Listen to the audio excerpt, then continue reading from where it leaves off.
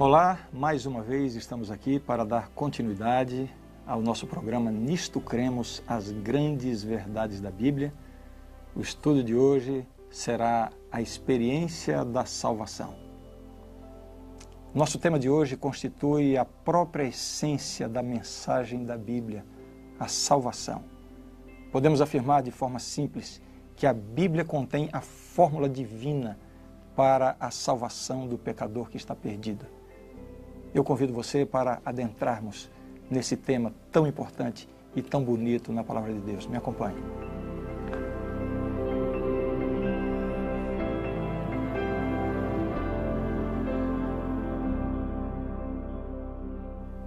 Talvez a pergunta mais elementar quando tratamos do assunto da salvação é a seguinte: salvação de quê?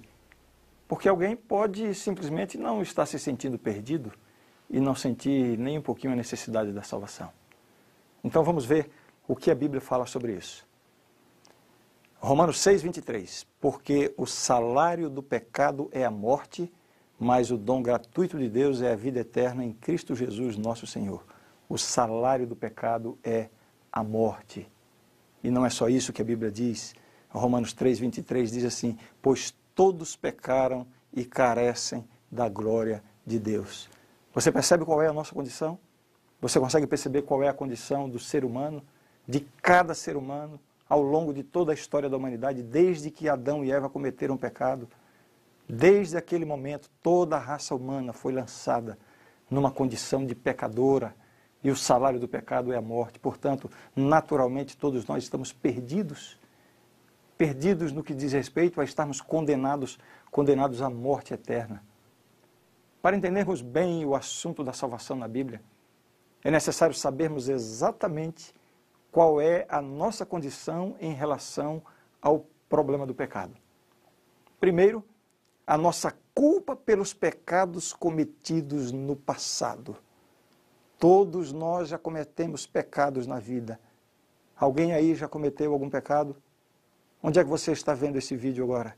Você está em casa sozinho? Você está num grupo de estudos? Você está numa igreja, no salão? Pergunta para quem está do seu lado, escuta, você já cometeu algum pecado? Não, é melhor não perguntar nada. Não faça isso. A Bíblia é muito clara, todos nós pecamos. Portanto, quando vamos falar de salvação, precisamos considerar isso. A salvação tem que se relacionar com a culpa pelos pecados que já cometemos ao longo da vida, no passado.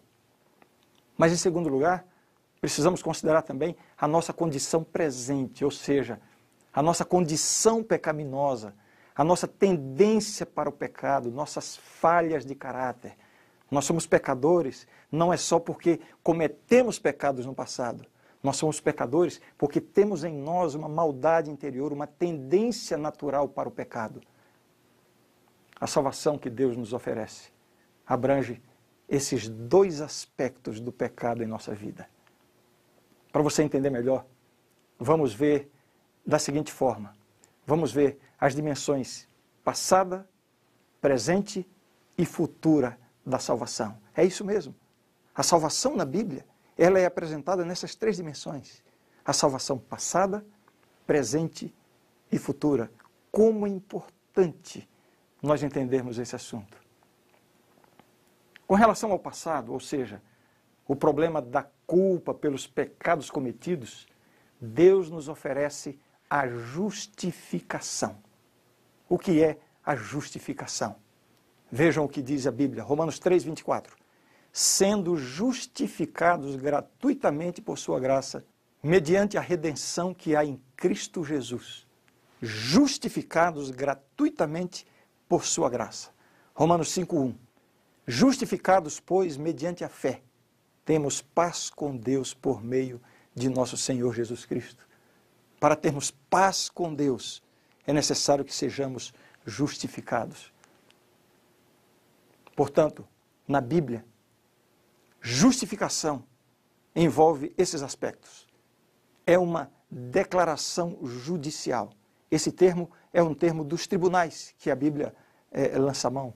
É uma declaração judicial de inocentar alguém, ser pronunciado justo, ser absolvido, ser colocado em liberdade, Uma definição teológica de justificação.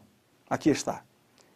Justificação é o ato divino pelo qual Deus declara justo um pecador penitente ou o trata como justo. Justificação é o oposto de condenação. Na teologia, isso é chamado de justiça imputada. Tudo está em ordem conosco diante de Deus, porque Cristo se torna o nosso substituto. Veja bem, na justificação algo é feito por nós e não em nós. Essa é a grande novidade da teologia reformada. Deus declara justo o pecador injusto e ímpio que crê. Deus não precisa que o pecador primeiro se justifique através de boas obras para então receber a justificação. Se assim fosse, não seria pela graça, e sim por mérito próprio. Assim, portanto, a justificação do pecador é algo que foi realizado fora do pecador, na cruz, em Cristo. E essa justiça nos é imputada, ela é imputada ao pecador. O que Cristo conquistou na cruz é a justiça que é oferecida ao pecador, ou seja, algo que ocorreu fora do pecador. Graças a Deus que a minha salvação não depende do que eu faço, do que eu fiz ou do que eu deixei de fazer. Se fosse assim, eu estaria completamente perdido, eternamente perdido. A minha salvação depende do que Cristo fez por mim. Eu só preciso crer. Isso é justificação. Resolveu o meu problema da culpa por todos os pecados que eu já cometi no passado. Sou declarado justo diante de Deus. O veredito de Deus para mim é inocente, embora eu mesmo não seja inocente. Mas é a inocência de Cristo que é acreditada na minha conta. Deu para entender? Agora vem o outro lado da questão. Como deve agora viver o pecador que foi justificado por Deus? Ou seja, que foi perdoado. Sua culpa foi eliminada, foi declarado inocente. Esse pecador, nessa condição de justificado, ele está livre para continuar no pecado ou precisa mudar de vida? Esse é um assunto importante. Vejamos agora então a dimensão presente da salvação. A justificação é a dimensão passada. Por quê? Porque resolve o problema dos pecados passados. Mas a salvação na Bíblia tem também uma dimensão presente. A dimensão presente da salvação se chama santificação.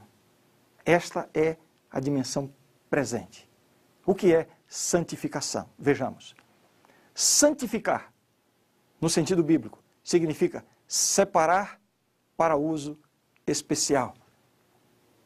Então, quando a Bíblia chama alguém de santo, essa definição da Bíblia é bem diferente da definição tradicional que nós recebemos em nossa infância e que se propaga em muitos meios religiosos, de que santo é uma pessoa que atingiu um grau de perfeição absoluta, que não é nada disso.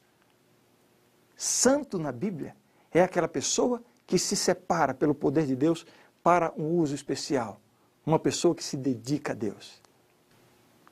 Justificação é o que Deus faz por nós. Cristo, sua vida, sua morte. Santificação é o que Deus faz em nós. Qual é a semelhança entre essas duas coisas?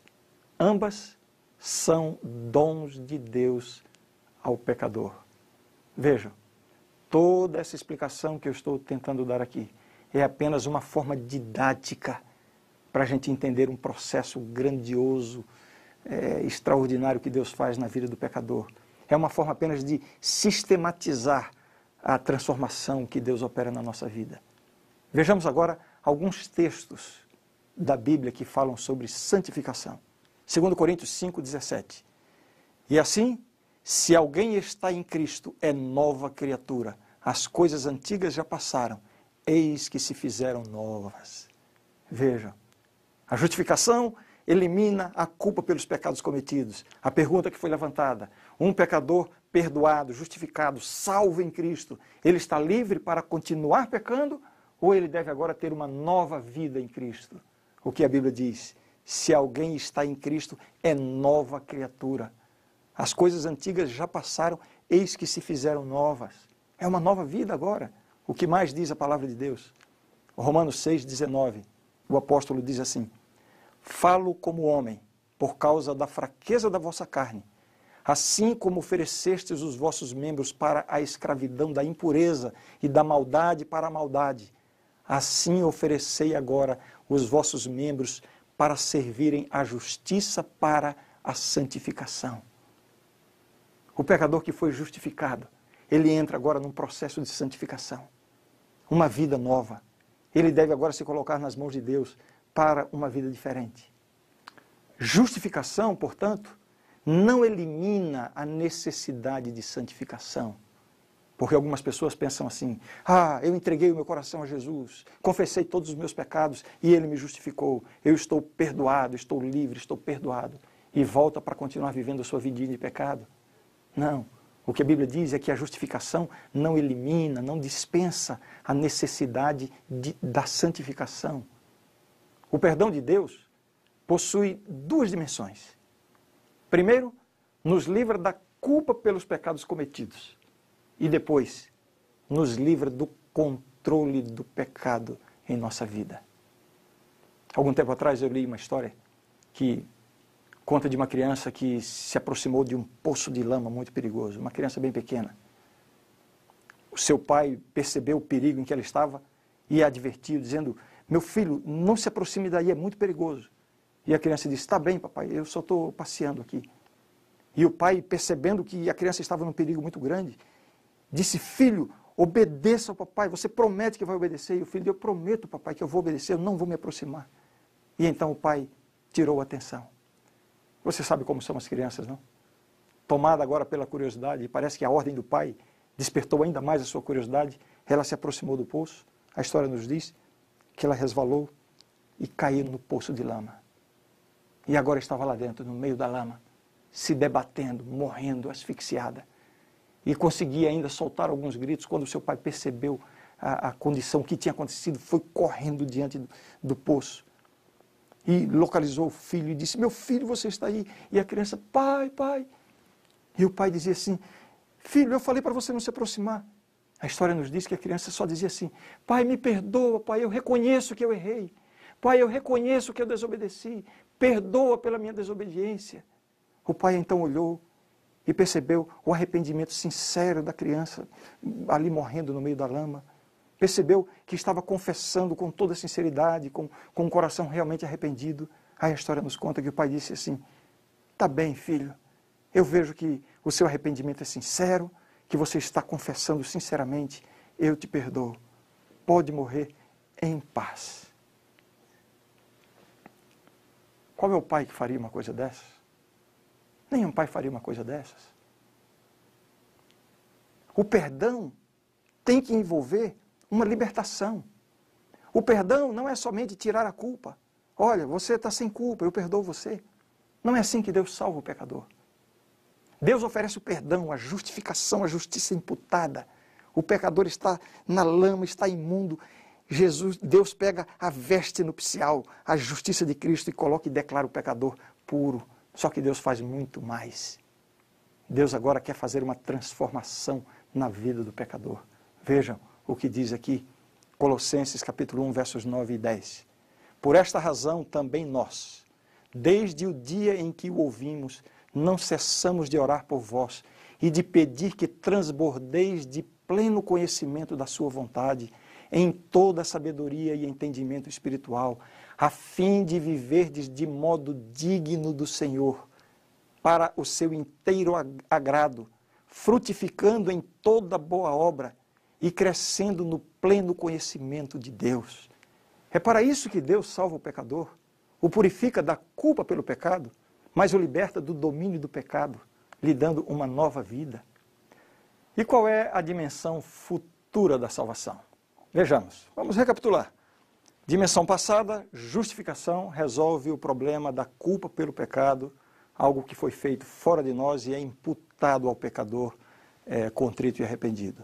A dimensão presente, a santificação, é o processo do poder do Espírito Santo nos levando a viver uma vida nova em Cristo. E, finalmente, a glorificação, que é a grande esperança que nós temos na volta de Jesus, quando estaremos libertos não apenas da culpa do pecado, não apenas do poder do pecado, mas finalmente estaremos libertos da presença do pecado. Veja o que diz esse texto, 1 Coríntios 15, versos 51 em diante.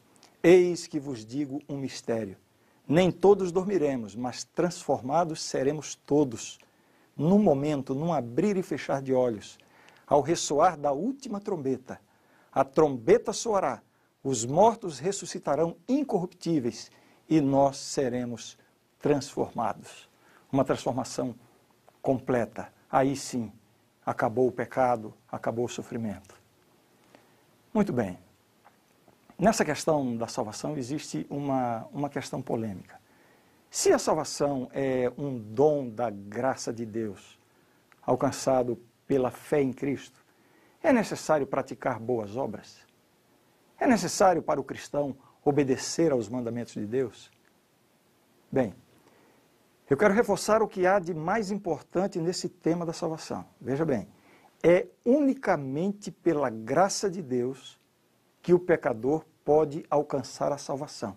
Isso é elementar. Vejamos. A palavra graça, do grego, charis, ela ocorre no Novo Testamento 150 vezes. Somente o apóstolo Paulo, em suas epístolas, usa a palavra graça 100 vezes. Lucas, no seu Evangelho, no livro de Atos, usa 25 vezes. Existem várias formas com que essa palavra vem na Bíblia. A graça de nosso Deus, graça de Cristo, graça de nosso Senhor Jesus Cristo. São expressões usadas como saudações de abertura e encerramento nas cartas dos apóstolos, no início e no fim das 2 cartas de Pedro e nas 14 epístolas de Paulo. Qual é então a relação da graça com as obras? Veja bem, a salvação não se concretiza nem no presente, nem jamais se concretizou, nem no Antigo Testamento, pela lei ou pelas obras. Ela é efetivada unicamente pela graça de Cristo. Além disso, no plano de Deus, jamais houve um tempo em que a salvação se realizasse por quaisquer obras ou qualquer esforço humano. Nada do que o homem possa fazer ou tenha feito pode, de algum modo, merecer a salvação. Assim, as boas obras, os atos de obediência do cristão, aparecem na vida cristã não como um meio para alcançar a salvação, e sim como o resultado da salvação. Vamos ver isto aqui na tela. Aqui há uma definição de graça, segundo aquilo que a Bíblia ensina. A definição é a seguinte: graça é o ilimitado, todo abrangente e transformador amor divino para com os homens e mulheres pecadores. E as boas novas dessa graça revelada em Cristo Jesus são o poder de Deus para a salvação, Romanos 1,16. Não é apenas a misericórdia de Deus e sua disposição de perdoar, mas também um ativo, enérgico e transformador poder de salvar. Não há, de fato, nenhum conflito real entre a graça e a lei. Cada uma tem a sua função no plano de Deus. Por um lado, a Bíblia insiste em mostrar que o pecador não pode se salvar por seus próprios esforços em guardar a lei. Da mesma forma, a Bíblia insiste no sentido de que o pecador redimido e purificado pelo sangue de Cristo não pode continuar vivendo deliberadamente no pecado. Vejam o que diz a Bíblia. E aquilo que pedimos, dele recebemos, porque guardamos os seus mandamentos e fazemos diante dele o que lhe é agradável. Ora, o seu mandamento é este, que creiamos em o nome de seu Filho, Jesus Cristo, e nos amemos uns aos outros, segundo o mandamento que nos ordenou.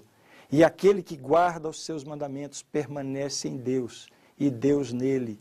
E nisto conhecemos que ele permanece em nós, pelo Espírito que nos deu. 1 João capítulo 3, verso 22 e 24. A ênfase de que a obediência ao mandamento, a uma vida de amor, está presente na vida do cristão. Outro texto diz o seguinte, 1 João 5, 2 e 3. Nisto conhecemos que amamos os filhos de Deus, quando amamos a Deus e praticamos os seus mandamentos. Porque este é o amor de Deus, que guardemos os seus mandamentos. Ora, os seus mandamentos não são penosos. Então veja, a Bíblia nos ensina que a salvação é pela graça, mas isso não nos dispensa de levar uma vida de santidade, obedecendo os mandamentos de Deus. Há dois erros que precisamos evitar nessa questão. O primeiro deles se chama legalismo e o segundo se chama libertinagem. Procurar obedecer os mandamentos de Deus não é legalismo. Legalismo é querer obter méritos diante de Deus através da obediência. Quando entendemos que nossa iniciativa de obedecer aos mandamentos é a nossa resposta de amor a tudo que Deus fez por nós, então a obediência assume outra conotação. Além disso, seria uma verdadeira ingratidão para com Deus receber dele a salvação em Cristo e continuar vivendo deliberadamente no pecado. Você não acha? Quando Deus nos salva da nossa condição de culpados pelo pecado e nos dá uma nova vida, essa nova vida envolve a obediência aos mandamentos, não para alcançar a salvação, mas pelo fato de havermos sido salvos. Portanto, não há um conflito entre obediência à lei e a graça, a justificação pela fé. Veja só o que o apóstolo Paulo diz. Concluímos, pois, que o homem é justificado pela fé, independentemente das obras da lei. Está claro esse ponto. Justificação pela fé. Só que na mesma passagem, ele continua dizendo, anulamos, pois, a lei pela fé? Não, de maneira nenhuma. Antes, confirmamos a lei. É nesse sentido que nós podemos compreender as contundentes declarações de Tiago. Tão contundentes que até Lutero se viu confuso diante delas. Vejam só o que Tiago escreveu.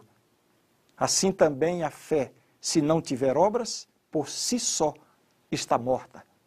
Queres, pois, ficar certo, ó homem insensato, de que a fé sem as obras é inoperante? Verificais que uma pessoa é justificada por obras e não por fé somente. Parece que há uma contradição com aquilo que Paulo diz, que a justificação é pela fé independentemente das obras da lei. Não há contradição. O apóstolo Paulo está dando uma ênfase. Tiago está tentando impedir o outro erro, que é o erro de pensar que, porque estamos salvos em Cristo, estamos completamente dispensados diante de Deus para viver uma vida no pecado. Não é isso que a Bíblia ensina. Eu quero concluir com palavras proferidas pelo próprio Jesus a esse respeito. Acompanhe essa leitura e reflita bastante sobre o significado dessas palavras. Jesus disse assim, São João 14, verso 15, se me amais, guardareis os meus mandamentos. São João 15, verso 10, se guardardes os meus mandamentos, permanecereis no meu amor, assim como também eu tenho guardado os mandamentos de meu Pai, e no seu amor permaneço. Aqui está a experiência da salvação. Uma dimensão passada, uma dimensão presente, uma dimensão futura.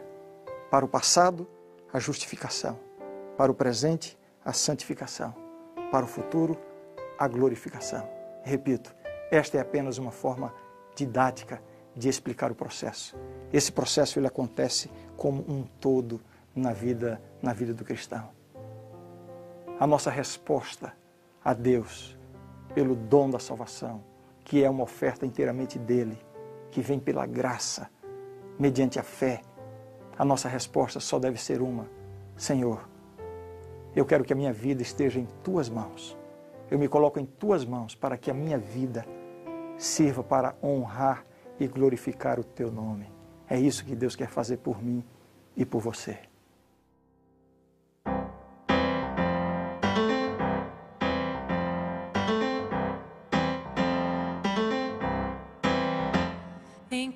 encontrei salvação em Jesus, meu Senhor. Meus pecados Ele apagou, minha culpa Ele tirou, minha vida transformou. Eu vou cantar, Jesus me faz feliz. Se eu sou feliz, Jesus me faz feliz. Eu vou cantar, Jesus me faz feliz. Se eu sou feliz, Jesus me faz feliz. Eu vou cantar, Jesus me faz feliz.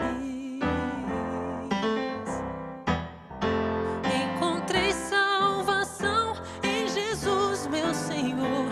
Meus pecados Ele apagou, minha culpa Ele tirou, minha vida transformou. Eu vou cantar, Jesus me faz feliz. Se eu sou feliz, Jesus me faz feliz. Eu vou cantar, Jesus me faz feliz. Se eu sou feliz, Jesus me faz feliz. Eu vou cantar, Jesus me faz feliz. Se eu sou feliz, Jesus me faz feliz. Eu vou cantar, Jesus me faz feliz. Se eu sou feliz, Jesus me faz feliz. Eu vou cantar, Jesus me faz feliz.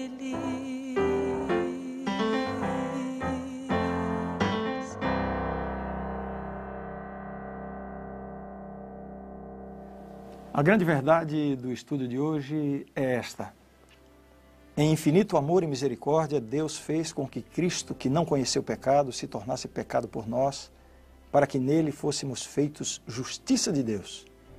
Guiados pelo Espírito Santo, sentimos nossa necessidade, reconhecemos nossa pecaminosidade, arrependemo-nos de nossas transgressões e temos fé em Jesus como Senhor e Cristo, como substituto e exemplo. Esta fé que aceita a salvação advém do divino poder da palavra e é o dom da graça de Deus. Por meio de Cristo somos justificados, adotados como filhos e filhas de Deus e libertados do domínio do pecado. Por meio do Espírito, nascemos de novo e somos santificados. O Espírito renova nossa mente, escreve a lei de Deus, a lei de amor em nosso coração e recebemos o poder para levar uma vida santa. Permanecendo nele, tornamo-nos participantes da natureza divina e temos a certeza da salvação agora e no juízo. Esta é a verdade e eu creio nisto. Espero você na nossa próxima aula. Vamos estudar Crescimento em Cristo, estudo número 11. Não perca.